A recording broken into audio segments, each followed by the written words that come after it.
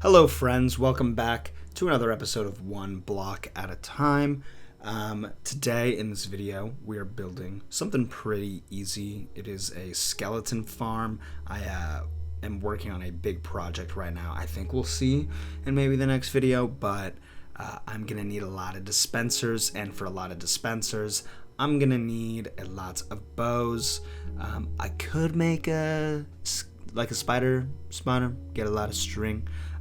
But I think making a skeleton spawner, especially with looting and on hard mode, it's going to be pretty easy to get a lot of bows. Anyway, topic of today's video, as you can tell from the title, it is the best compliment I've ever received. And a guy like me, I'm getting a lot of compliments, okay? So for me to get the best one, it's pretty difficult, all right? Anyways, the topic of this video is the best compliment I've ever received. The other day, I was location scouting for a shoot that I was working on. And when you're location scouting, you're typically working with a director or whoever else is working on the project for a really long time. You're driving around, you're looking for the perfect spot for the film. And so I was location scouting with the director, who was a friend of mine that I'd kind of known for a little bit, and we kind of spent the entire afternoon driving and looking for a place. And when you're in a car for someone for a really long time, you're going to be chatting for a while. And a guy like me, I will not stop chatting. I'll just keep going. So him and I, we were in the car for a good, decent minute. And we were talking, we got to know each other for a while. And towards the end of the drive, he stopped and he was like, you remind me a lot of my grandma. I'm like, thank you. And he's like, no. My grandma is just very content. She's very happy. She has a love for life that I don't think I've found yet. And I recognize the same thing in you. And he essentially told me that he went into detail about how he admired how full of life I was, and not just content, but just pleased and pleasant to be around, and just was happy and nice and was talkative, and he was saying that it's kind of hard to find that in people or friends nowadays. And when I got home, I kind of thought about that for a little bit, and it made me think about where I've been, where I'm going, what I've gone through, and everything. And one of the reasons why I think that struck me so much is that I don't think I've always been the happiest person ever. Not that I haven't been happy, but I think I've just been very minorly content or okay with things going on. But I think recently I've hit a good stride in my life where I'm just very happy. Things are good. Things are great. And even despite bad things, I know I talk about bad things on here a decent amount. But yeah, things are great. And it's kind of weird to say that and not be fake about it.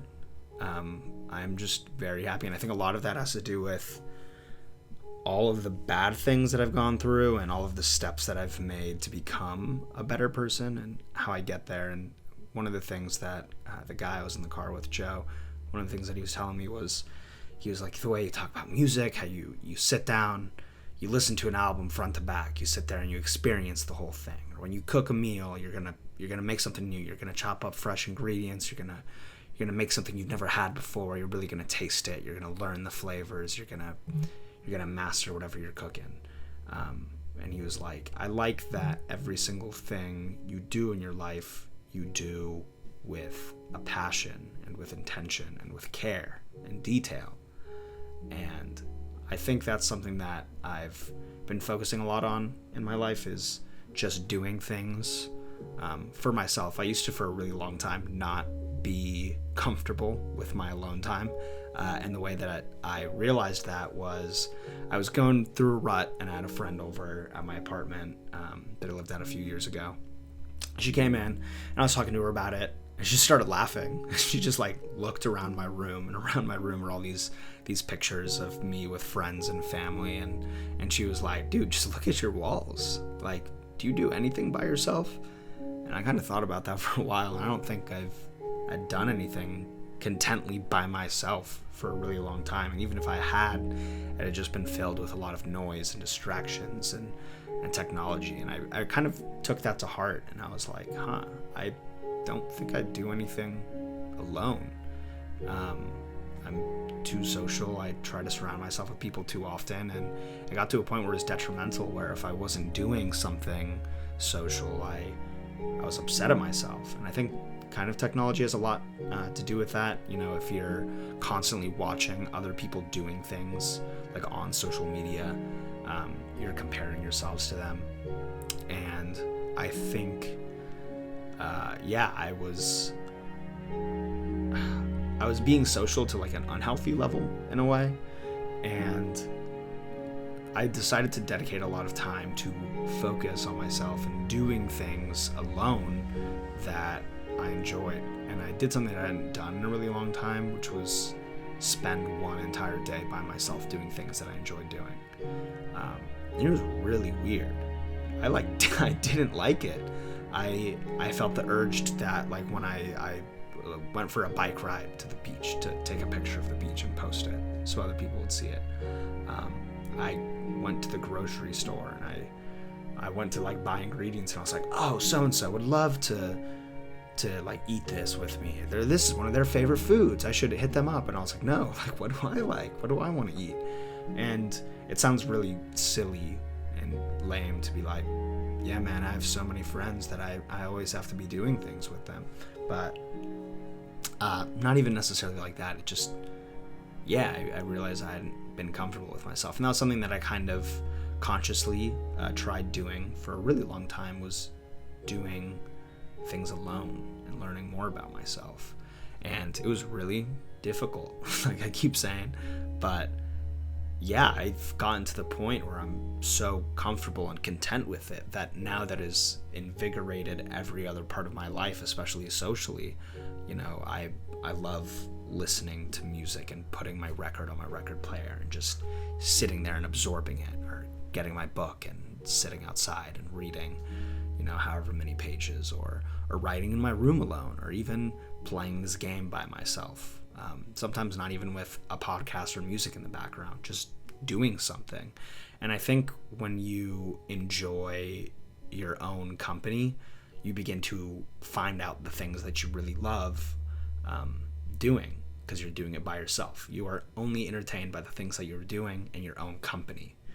And once I started doing a lot of those things, I found out what I really cared about, who I really cared about, what I wanted to be doing with my time, and I was having a whole lot more fun. And now that's been something that I do in my everyday life. Every little thing that I do, if I'm doing it socially, it's like I'm bringing another person along for the ride into my own little world. And it's fun.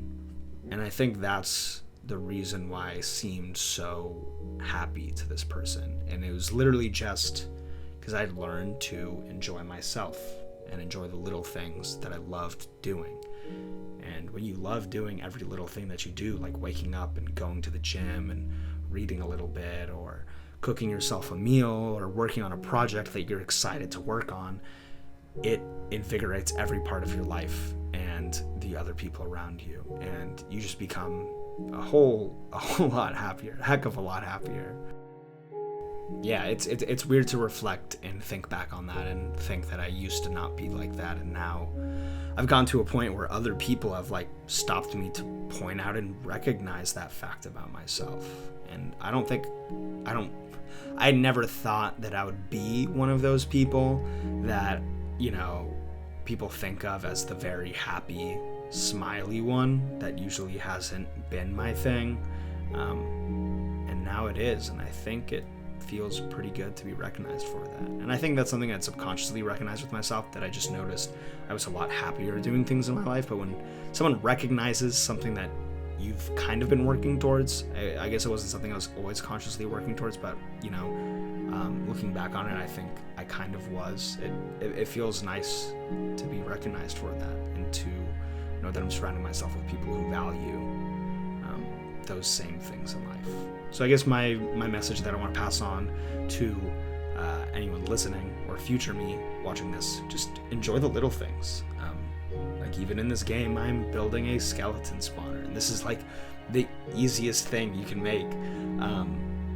But it's fun to go back to the basics and remind yourself where you came from and how far you've come from there. And if you don't enjoy the little things, then do you even enjoy the big things or the crazy fun things at all? I don't know. I think it's all about balance, and I think it's about just appreciating life in yourself, and loving everything that you do. If not everything, most of what you do. But yeah, I guess that's my thing. And so I will continue working on myself and my life and this world, one block at a time.